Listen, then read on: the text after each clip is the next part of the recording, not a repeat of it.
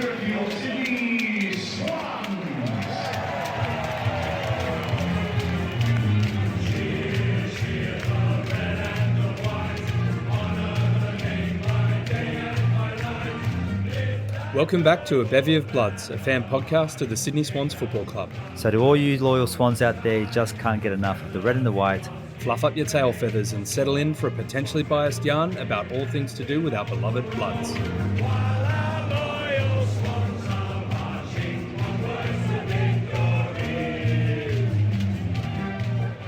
G'day there, Cygnets and Swanlings. Welcome back to A Bevy of Bloods. You're joined, as always, by the boys from Sydney. I am Chris, and we have Swan superfan Sam. That's right, you lucky loyal Swans fans. Today, we're going to talk about another bitterly close, disappointing loss to quality opposition away from home. And remember, if you like what you hear, give us a follow. All right, let's kick things off with a quick game recap. Right, last Sunday, in front of just about 34,000 fans at the GABBA, dirty place that it is in Brisbane, our Sydney Swans were defeated by the Lions by 2 points. Final score of 11-11-77 to 11-13-79. Now, 2-point loss, we know about this. Before I pass it over to you, Sammy boy, we do have a special request to the audience, of course, our beloved Bevy listeners. You are on your way to 100% attendance to every single Swans game this year. That's right. It is. Yeah, and you are missing tickets for the Bombers game. That's what I understand. Yeah, I stupidly didn't realise they got released, and it's pretty much a sellout. So this is a long shot, and really I only desperately need one. But if anyone has four and they're not going, it'd be great. God. I've got two mates coming down to Melbourne, and another mate, who's about to go back to Brazil, who wants to go to a game. So anyway, we'll see how we go. But if there's someone who's not going, please do reach out. Yeah. So if you've got a spare ticket, your mate's not going or whatever else, before you go ahead and scalp it out, reach out to the Bevy, scalp it to us. We'll look after you. But yeah, reach out to us on DMs or just through any medium that you see fit to. Right. Now, let's get stuck into the game. Mate, you and Noddy went to the game up in the GABBA. Super close game. Warily disappointing, but against quality oppo. Mate, talk to us. How did you feel about it? Look, I thought it was a really good game of football. I really haven't seen a team play as consistently as Brisbane did. I felt like they controlled the game really well. I feel like really different to how we've played and really different to how I've seen a team play this year. Although it was a very close game, they just felt in control when they had the football. It really seemed quite hard for us to score or even move the ball inside 50, really. I think we had a season low for inside 50s as well. So, they were really, really good. And we were really good too, in all fairness. Like, losing Papley and Rampy and Hayward being injured. We were on demand. Obviously, Rowie, massive loss. Juzzy, massive loss. It was... and Millsy, he wouldn't have really made a difference at this point, but it's still just another key player out. So, I feel like, and again, our accuracy at kicking for goal, it does my head in. Like, yeah, we kicked 11-11, but we still just missed sitters. So did they, in all fairness, so at least that was evened out, but it's just like 3 goals, 6 in the third quarter. We could have put it to bed if we kicked 6 goals, 3. No, sorry, 2 goals, 6. So if we kick 6-2 or 5-3, different game. Anyway, I feel like the injuries and the goal kicking were the issues. Yeah, look, you said it there. I think cracking game, really great opponents up there in their home turf, which we know it's a bit of a fortress for them. The way that we came out, losing Rowie, and that was quite clear throughout the whole game that his impact was really, really missed. Juzzy, you really forget how much work Juzzy does all around the ground, how much he backs up, how much he gets up there in offense, how much pressure he puts down on the outside the ball. And then to lose, key guys, probably our biggest stalwart there in the back in Rampy, and probably our best forward in Papley on any one given day. That's huge. And then, of course, Hayward running around on 1 foot, massive. We only lost by 2 points against them, and I take that away. I know it hurts anyway because we lost so many games by only small amounts. But again, losing by small amounts, it just goes to show that we are, even when we're not in the game, we're still in the game. And this was an example where there was so many, as you mentioned, there's so many opportunities to really take it. We didn't take the opportunities when we needed to. But nonetheless, the score only ended up being 2 off, and we had our crack at the end. So, and Calamachi at the end, they just really came over the top. So yeah, all in all, I really look at this just being another cracking game and of a great season.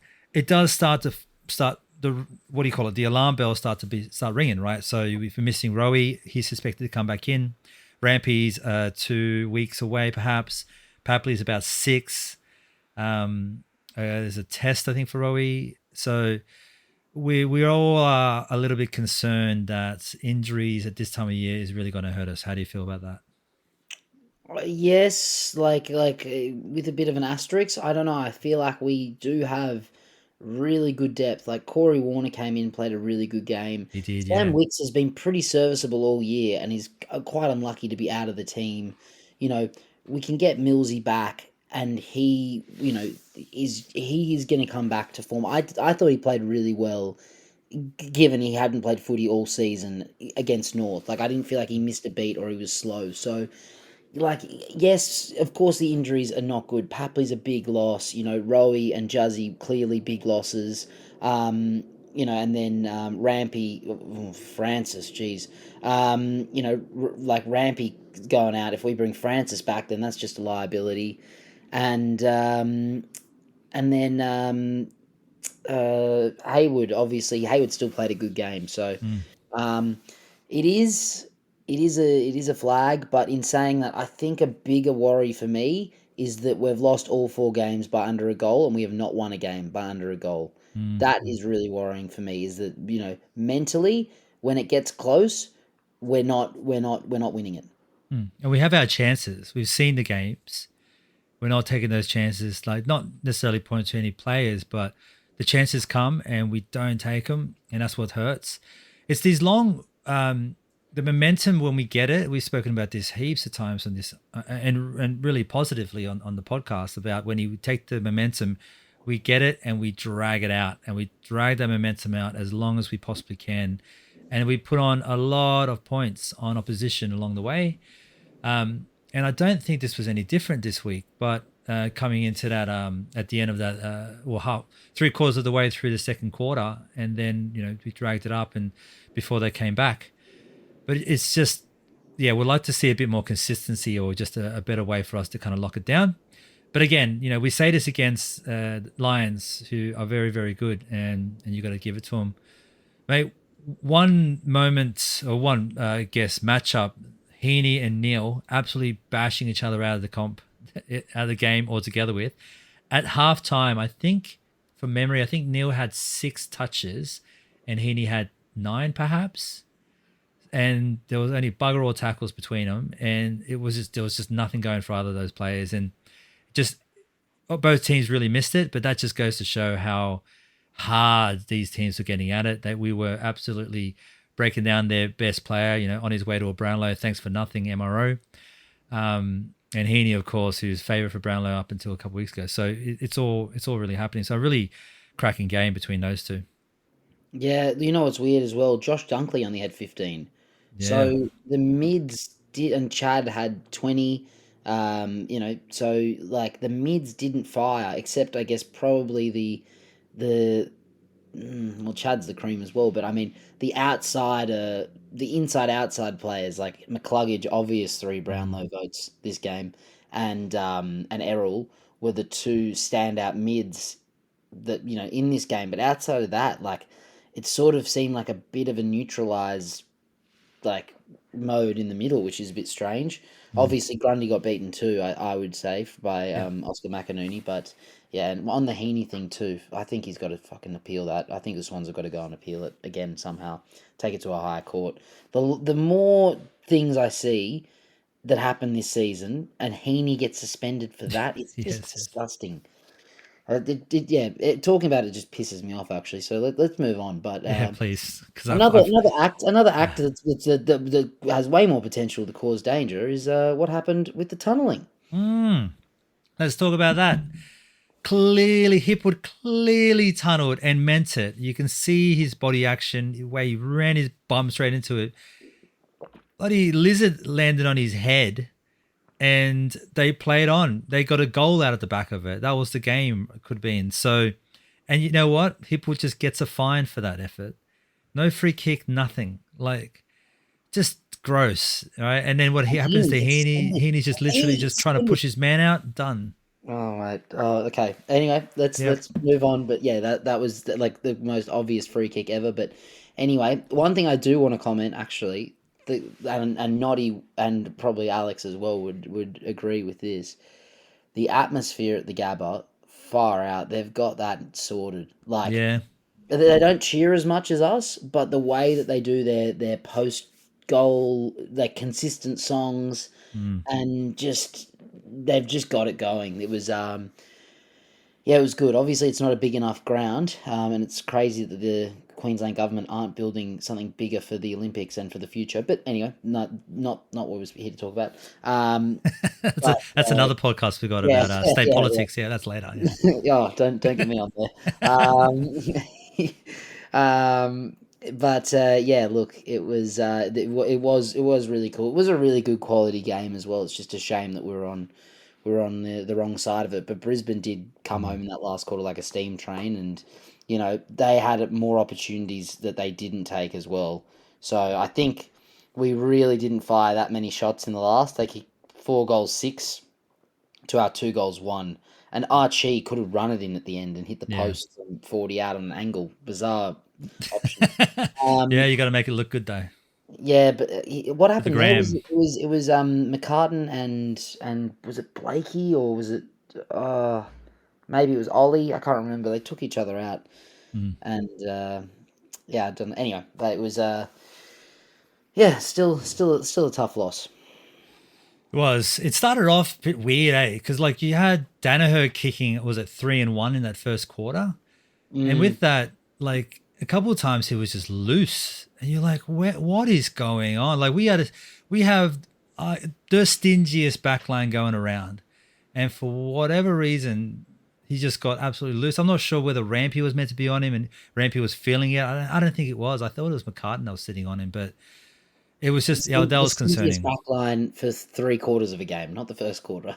No, but I mean, in the comp, but it just did that really blew my mind, and it just seeing him run into the 50 and not being touched, not having a guy within 40 meters of him. It's like, what is this? Like last I saw, I never seen him run that hard, like big man. So I don't know. That was concerning. But I mean, McCartan did pull it together, to be fair. Like the next 3 quarters, he really shut him down, became an absolute intercept king, became a god at that point. I kept telling the audience over there at the Alex, we did the live thing for. And but that first quarter was concerning. Yeah, no, look, it's and I think the last quarter was almost more concerning. Like Ship 10 scoring shots, not including any out on the fulls, and I can't remember that. Like they kicked 5-1 in the first, and they were accurate. But they kicked like that. Like we didn't fire a shot. Like we didn't give up by any means. But like that's what I mean by they just controlled it.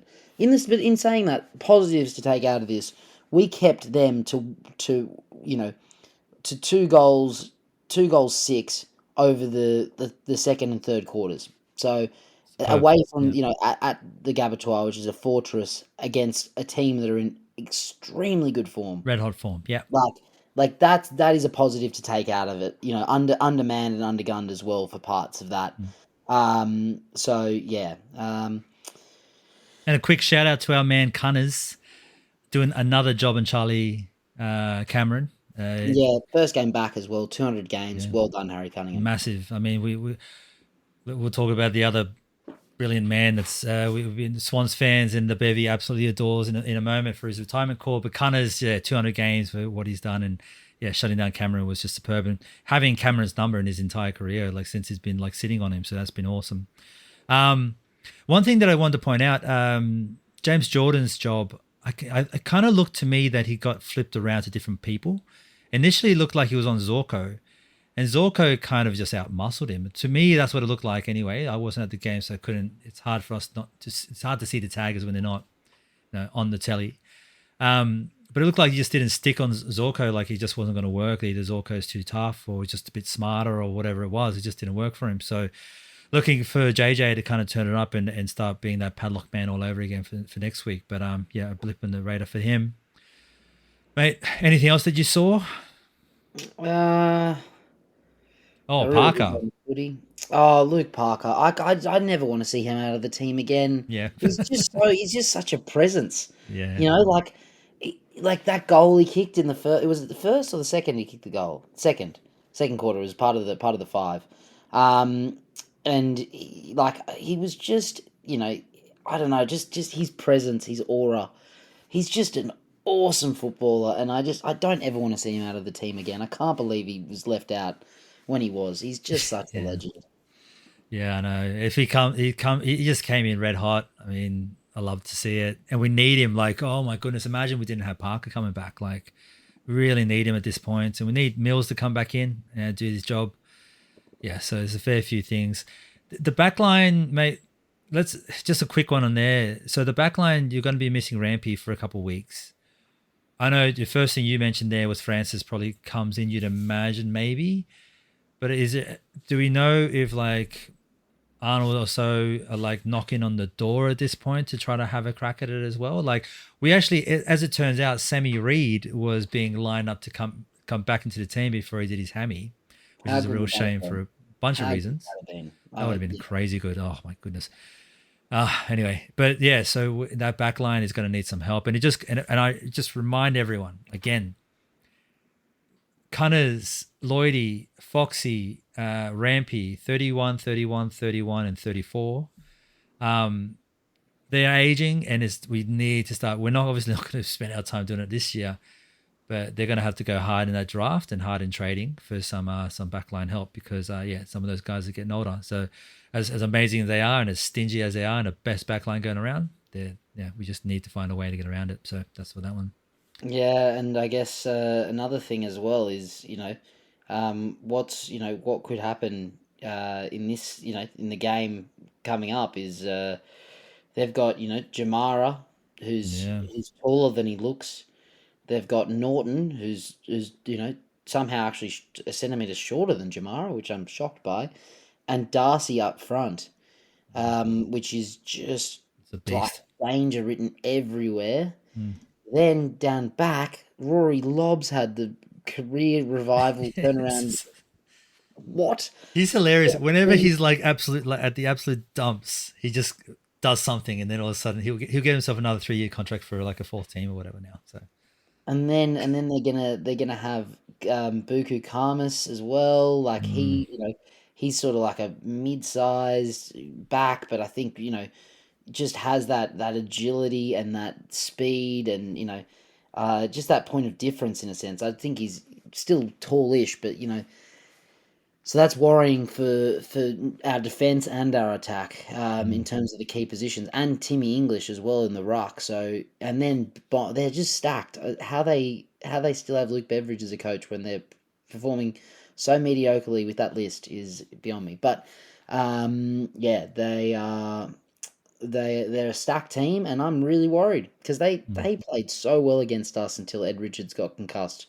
And even then, they were the inaccurate team that day at Marvel. We were accurate. I remember that. So they should have won that game, I remember. So it is worrying. Look, before we get onto that, let's get into the votes, I guess. Yeah, so I mean, we've spoken about the back line, but one major name that we did miss out on and kind of gushing over was old Robbie Fox. Robbie was superb, mate. I'll give it over to you. He was just amazing. Yeah, 3 votes to Robbie Fox. He was like he was playing Juzzy's Juzzy's role. He was in that, like in the wing as a bailout option, marking it, and just I don't know, just what he was doing. I can't really define it with stats. Obviously, he had 10 marks, which is phenomenal. Well, I guess the Lions had so many marks, but Robbie Fox was like our guy that was, and another one who we're going to talk about soon. But just what he did. I don't know how to put it into words. Sorry for the horrible content, everyone. But like, he was. I just felt he had a really really good game. His best game since the grand final. Yeah. Where I thought he was best on. Yep. For us, that is so. Did everything. Like Yeah, 4 score involvements, 4 tackles. Like you said, the rebounds, 10 marks, interceptions. 6 intercepts, 26 touches at 81% efficiency, just everything. Like you said, everything. 14 pressure Yeah, acts, just massive. So, yeah, huge for Foxy. And another one of those guys, like you have a game like this where everyone, like you said, the midfielders just kind of beating themselves out of the game and the outsiders are kind of getting the ball. And then it's just, if you look at the stat line, just like the back line of both teams just had an absolute fucking meet, like, because they were just having to work super hard. The ball was just bouncing out.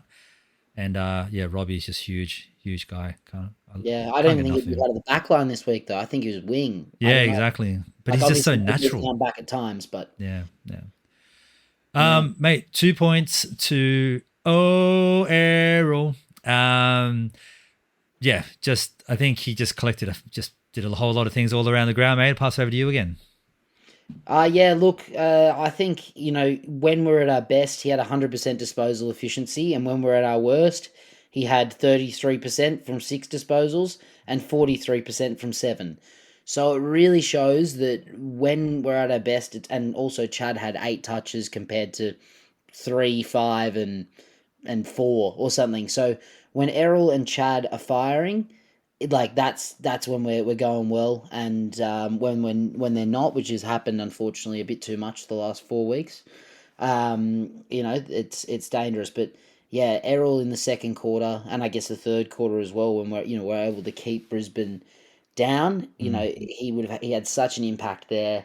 If we won, who knows? It could have been 3 to him, but I guess it's that disposal efficiency, and as you touch on a lot, his inside contest work.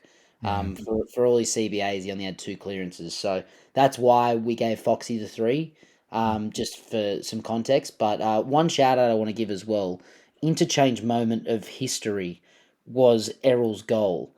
I don't know who it was that rolled out and someone came on and got the next touch, but it was quality. Anyway, we'll move on. But yeah, that was probably my play of the day. That one I loved it. Yeah, Yeah. So yeah, with Rowie out, of course, you got to fill in that role. Extra men in the inside. So Errol took 68% of the center bounce attendance. That's the highest for the season. Up until now, the average has been at 35%. The largest up until now had been 54%, and this was 68, so a fair jump high. You can just tell like that he's just not got the size or just not spent the time in there. And I've mentioned it 100 times over. I just want to see him on the wing or in the halfback or around the ball, just doing great things. He's a hard runner, hard worker, puts good tackles on, greatest kick going around. I just want to utilize that as much as I can. But in the need that we had to run in there. Taylor Adams made up the extra like 50% centre bounce attendance as well. So between those two, they kind of filled up the hole that Rowie left, and yeah, very much missed. But that's the only knock I'd say in his game. Otherwise, he is absolute gun and continuing being. You forget how young he is and captain of the future, right? So just Errol, another 2 points for him. 1 point for McCartan. I know we gave him a little bit of a spray for his first quarter, but if that was his man, it's kind of hard to tell. But all in all, after that, he was an absolute god. He was incredible. So, mate, I'll pass it over to you again for McCartan. well, he had 14 touches and 12 of them were intercepts, and I would not be surprised if all 6 of his marks were intercept marks. I saw none of them were contested, which is strange, but he was big down. Yeah, he did definitely contest, but he just seemed like he read the ball so much better that he was that Yeah, extra so foot in front of him anyway, he right? also had a So lot of that's just meters him. gained, Yeah. so just getting it out. I wonder how, like, he probably had quite a lot of rebound 50s as well. He didn't have a rest. He was the one Swans player to not come off. Mm. So yeah, I don't know what happened in the first quarter. Oh wow, he went at 100% disposal efficiency too. So Yeah. 2 score involvements as well from fullback. 7 rebound 50s. 364 meters gained. Who knows what happened in the first quarter? If that was, I mean, who knows if someone's 50 meters in the clear, whose man it is? But Mm. yeah, like outside of that, he was massive. Yep, agree with all of that, If it dude. wasn't if it wasn't for that first quarter where Danaher kicked three, Mm. who's to It- say he couldn't have got the 3 votes himself? yeah, he probably takes at least 2 or 3 for sure. Yeah, yeah. Well, look, that's where we are. The game was a concerning one for mostly the injuries that we pulled out of it. I wasn't concerned about the football that we played necessarily. As you said there, the midfield just kind of bashed themselves out of it. Backs did great jobs. There's two of the three names there are notable backs, with Foxy playing a different role. Missing a couple of really key people in Rowie and Juzzy and Millsy. You know, he had to sit the week out. I know, granted, we only just got him back. So all in all, I'm perfectly happy, I think, with the way that game went out. And I think we've still in first with 2 games clear of second place. Let me have a quick look. Is it now the Cats and No, Carlton's the still there. Blues are Carlton's still there. behind? Okay, let's have a quick. I'm Because gonna crunch some numbers. 1 second. the doggies flogged the Cats, and I watched that game, and it Oh just made God, me I didn't worried. see that. Even before, well, I was just waiting for Geelong to come back. It was down at Cardinia, and they didn't. And Jamara just took over the last quarter, and scary, scary game coming up this week. There we go. So yeah, 2 points clear still of Carlton, and still have that pretty high over 140% difference. So we'll take all of that. We're going into the next few games like this: the Dogs at home, which Sammy Boy has spoken a fair bit about. Port away in Adelaide. The Pies at home at the SCG. The Bombers away, of course. Don't forget, Sammy needs tickets to that. Reach out to us for the Bombers tickets. And the Crows at home.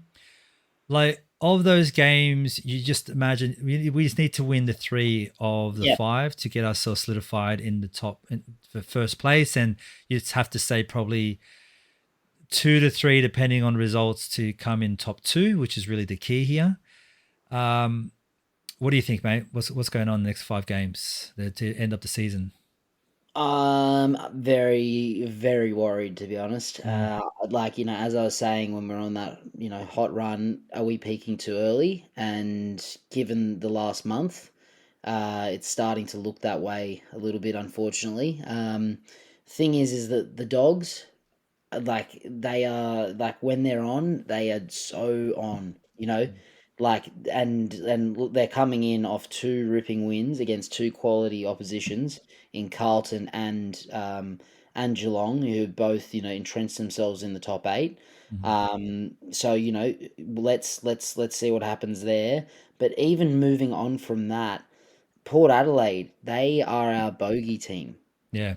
We haven't won a game against Port for a while, a few seasons. So they're 2 really tough games coming up. And then the thing is that if we don't win one of them or 2 of them, we're going in with a form line of 4 or 5 losses and 1 or 2 wins. Mm. So who's to say? Yeah, okay, maybe ladder positions, but we all know how close the season is this year. Mm. Who's to say that we've got anything against Essendon, who are in 8th, and yeah, they are falling a bit, but they've still been fairly quality this year. Collingwood, who won the comp last year, and I've got them in the wrong order, and Adelaide, who they It can turn it on. Yeah. they can, and they kicked not that it's who didn't, but they kicked the first 5 goals against us as well. So that's every team though. exactly, That's but been a problem. That's that who's first quarter is a who's to problem. say? So Mm. so really, the next 2 games are so crucial. Like, they really are, because we need to get back into a winning run. I don't want to Mm. go into into finals. Yeah, whether we finish top or get that home final, which would be so disappointing if we didn't.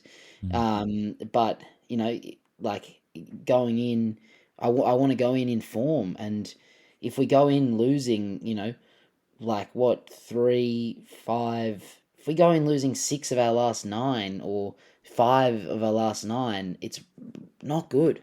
Mm. Mm. So yeah, the next 2 weeks are so crucial, and I really, really hope, as we all do, that the boys can get back to that form they were playing early year. Yeah. Look, there are 5 games against 5 teams. I mean, the competition is just weird, right? We've said it all the way down to like 14th place can beat any one team, and then Hawthorn just starts chewing teams up and spitting them out, right? And then Collingwood starts to take a bit of a dive with all the injuries that they've had and everything else. So the competition is tight, and the Dogs and Port. Look, Dogs, Port, Bombers, and they're all in the top 8, and you'd imagine that they should be, or the Dogs aren't, they're just outside, but I imagine they should make their way in. It's just going to be a tough run, but the boys got to get it done. You got to see it out, and I think top 2 is the key here. I don't care about first place. You don't get any special prizes for a minor premiership in AFL. Top 2 is what we want, and then go in there with minimal injuries as much as we can. I feel like look, I mean, who's to say we're in the top 3 right now as well, but I feel like the top 3 is Swans, Carlton, Brisbane in no particular order, and again, we could be out of that on form at the moment, but based on the year so far, we've got to be in the top 3 teams. Yeah. I would want to avoid both of those teams in the first week of finals. Yeah, I hear we do. So I hear we do. I think top spot is actually really important. Yeah. Okay. Mate, as we wrap this up, one of our absolute beloved Swannies is wrapping their career up. Sammy Reid calls time on his career. He is, I don't know, he brings through a lot of emotion through a lot of Swans fans, I think. Just the frustration that we feel, just wanted to see him out there more, but his body just held him up too many times. And well-beloved player, absolute cracking guy, human being as well. Just couldn't get his body right, but all in all, he's going to be remembered for just being just a champion of the club, right? Like, how do you feel about it all? Yeah, look, he like his speech as well. I'm sure you would have watched like what I did, yeah. Instagram. It was so lovely. He's such a nice bloke. I've seen him a few times. He's always willing to say a hello or take a photo or whatever. He's just one of those. He's just just a really good bloke. And he played a lot of different roles for us, and as Horse said in his part of the speech, he'd go into the ruck, and I remember there was one game against the Giants and we lost. I think it was the one where Toby Green kicked that last minute, and Sam Reid was doing so well in the ruck, and I think he got injured that game, and when we lost him, we just went downhill. He's I wouldn't say he's the best set shot at goal. But I remember that he took a fantastic mark late in a game against Freo in a draw. I think it was, I don't know, back in 2013 or something. Yeah, I can't believe I should remember this game. Yeah. But also, he's kicked. I remember there was a game against Collingwood, I think it was, and he kicked a lot of goals against the Pies in a game that I think. We almost got up, or maybe we did get up, but there's some memorable moments from Sam Reid, and a player who's very unlucky to have not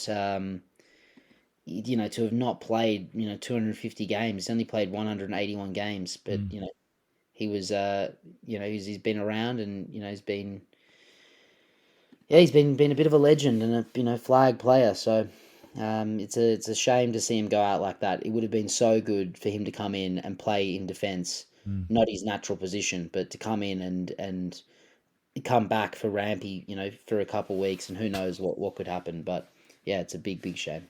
Just yeah, she said all the things. The O'Reilly Rabble and the Bevy, probably his number one fan club, I'd say. I think we are absolute huge fans of his. I know many fans are, but I don't know.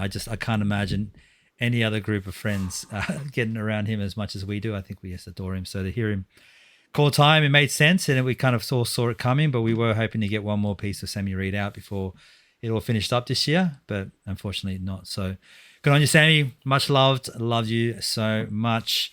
Now, before we go, one more time, Sammy needs a ticket to the Bombers. Reach out to us. Look after him. He is not a bad guy. He will buy you a couple of beers as a favor.